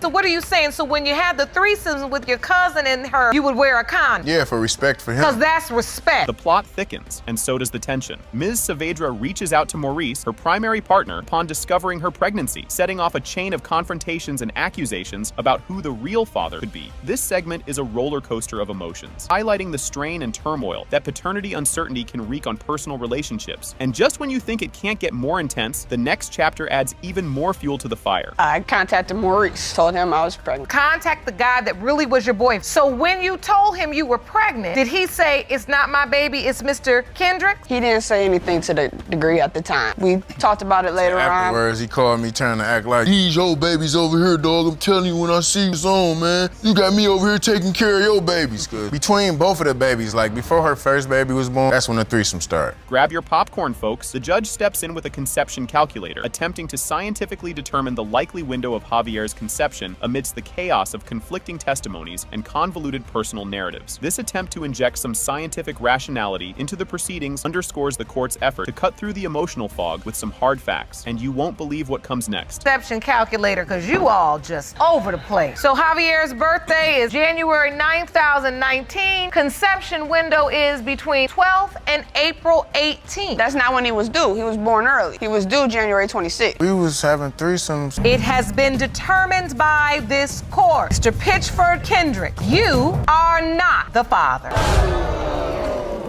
Can you believe what we're seeing here? Miss Brooks is clearly upset as Mr. Page denies paternity of their son, Ivian, after planning to have this child together. She vividly describes how Mr. Page, a younger man, swept her off her feet following her previous long-term relationship. However, he is now questioning the child's paternity, accusing Miss Brooks of an affair with another man, Tony Wilson. Grab your popcorn, because this is just the start of the drama. Ms. Brooks, you state after getting out of a 9-year relationship, you fell in love with Mr. Page, a younger man who you say swept you off your feet. You claim both you and Mr. Page plan to have a child together, but since giving birth to your son, Ivian, Mr. Page is now denying the child you so desperately wanted to have. Yes, Your Honor. What's he thinking? Mr. Page is adamant that he isn't Ivian's father, blaming Miss Brooks' frequent outings with Mr. Wilson. His frustration is palpable as he details his work schedule and his growing suspicions about her loyalty due to her evasive behavior and social escapades. The pot is about to boil over, so stick around. Mr. Page, you state you know the child isn't yours. Ms. Brooks was having an ongoing of another man by the name of Wilson. Yes. You say Mr. Wilson, who is also here today, to be the father of her son and has even posted pic on social media. Fact. Yes, Your Honor. This just keeps getting thicker. Alongside the paternity mess, Miss Brooks and Mr. Page dive into other boiling issues in their relationship. Mr. Page throws in complaints about Miss Brooks' handling of money, painting a picture of financial chaos and mismatched expectations that have been straining their life together. We'll want to see what happens next. Things are getting spicy. It stimulates from the paternity issues because at first, when we first got together, it was lovely. When I first was pregnant, he did everything. He was there. He was good, like during the pregnancy, and then everything changed. I think it has a lot to do with No, everything ain't changed, Your Honor. What changed is her coming home at night with her and my son being around Mr. Wilson, her friend. Did that really just happen? As Mr. Page airs his doubts, he points to the supposed timeline of his relationship with Miss Brooks, suspecting infidelity during the conception period. He brings up a social media post by Mr. Wilson that suggests a much closer relationship with both Ivian and Miss Brooks, intensifying his doubts. The next revelation is a doozy. Don't miss it. So you feel like she was cheating on you sometime during the window of conception. Yes, Tell Your me Honor. about that doubt. She knew Black longer than she knew me, so they've been messing around or whatever they've been doing. I know Black's Facebook page is dedicated just to her and my son, and I have evidence right here saying that. That is just my friend. We take Tell me if that looks like a relationship or a friendship. Buckle up, this ride is getting wilder. The courtroom scrutinizes photos and social media updates that show Mr. Wilson with Ivian, implying he's more than just a friend. Mr. Page sees these as confirmation of his suspicion about the nature of the relationship between Miss Brooks and Mr. Wilson. Wait till you see what comes out of the woodwork next. These are all photos of you, all dedicated to Mr. Wilson. That's the baby in there? That's just a picture of me and them. It's one of his file pictures. Yes, I'm the best thing that's... I mean, look at that. And then that's Mr. Wilson, Ivian. He is really upset because... How's he been there? Because you're not. With him. Milk, I buy what I got. When you're not there, he is there. Mr. Page does things, but he does the bare minimum. You thought it couldn't get more heated? During a fiery exchange, Miss Brooks and Mr. Page go head-to-head over her interactions with Mr. Wilson. He accuses her of neglect, while she argues that Mr. Wilson has been a pillar of support. Things are about to get even more heated. Keep watching, because the gloves are coming off. Mr. Wilson walks around my son. He does not let it be known that he's not the father. He does not let it be known that he's the father. But how is that my fault? He's his. You're right with him.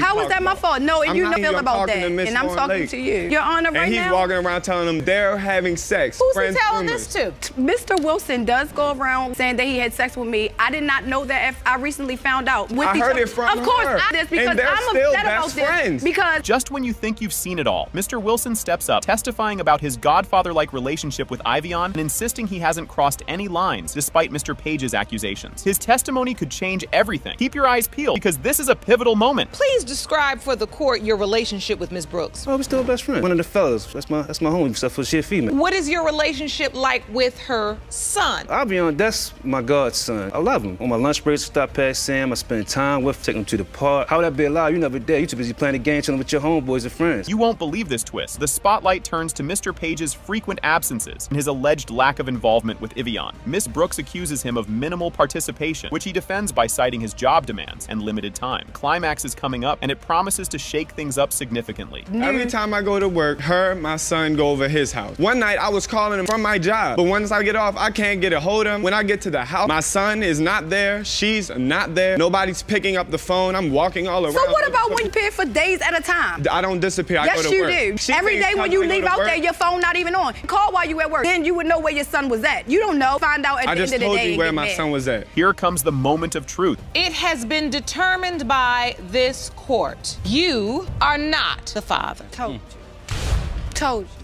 Hold on to your seats. Mr. Kennedy makes a theatrical entrance claiming he's dragged into court despite being a good guy, just to prove he's not the father of Ms. Pope's 3-month-old son, Christian. He's adamant about his innocence in this baby drama. Ms. Pope and her mother are visibly frustrated, insisting Mr. Kennedy owns up since he played a part in the baby-making process. Mr. Kennedy throws a curveball, suggesting Ms. Pope might just be looking for a scapegoat for her baby daddy woes. And just when you think it's all simmering down, the pot's about to boil over in the next segment. Mr. Kennedy, you claim to be a nice guy who was to make the tough decision to drag the defendant to court, prove you did not father her 3-month-old son, Christian. Yes, Your Honor. Ms. Pope, you and your mother are that Mr. Kennedy denies paternity and refuse to acknowledge your child. You say he laid down with you and now he has up and paid. Yes, Your Honor. You won't believe this. The plot thickens as they unpack the friends with benefits set up that never had any strings attached, or so Mr. Kennedy claims. Ms. Pope airs out some dirty laundry, revealing Mr. Kennedy wasn't the Prince Charming he initially seemed to be. Fast forward, where he accuses her of not being over her ex, tossing another spicy meatball into the mix. Buckle up, because the revelations just keep rolling out. No, we never did. It never had a chance to take off. We did get along in the beginning. He was a jerk, and I no longer wanted to be around that. Why were you sleeping with him if he was a jerk? He came off as an all-American guy in the beginning. We had a lot of things in common. We had the same day, the same football team. That's enough to sleep with somebody, birthday and a football team. The bottom line is you all got along in the beginning. The stakes are getting higher. Mr. Kennedy confesses he started ghosting Ms. Pope right when she needed him most, post-pregnancy announcement. He's backpedaling, recalling the murky details of the pregnancy news peppered with mentions of other potential daddies. Grab your popcorn, because the drama unfolds even more in the next chapter. I found out that I was pregnant at 6 weeks, a cutie one morning, and threw it up at work. I put the 2 and 2 together. It wasn't rocket science, and I knew that I was pregnant. And Mr. Kennedy, do you remember when she told you she was pregnant? Told me around May or June or July. At that point, she had said there were 2 other gentlemen, and I had asked her, could it potentially be mine? And she said, no, you're in the clear. So things take a turn for the digital, where a Facebook message becomes Exhibit A. Ms. Pope had pinged Mr. Kennedy with a baby pic, which sparks a whole new level of paternity paranoia. As the judge scrolls through the messages, the courtroom feels more like a soap opera set. Don't touch that dial. The next moments are guaranteed to amp up the drama. Did she tell you were the father?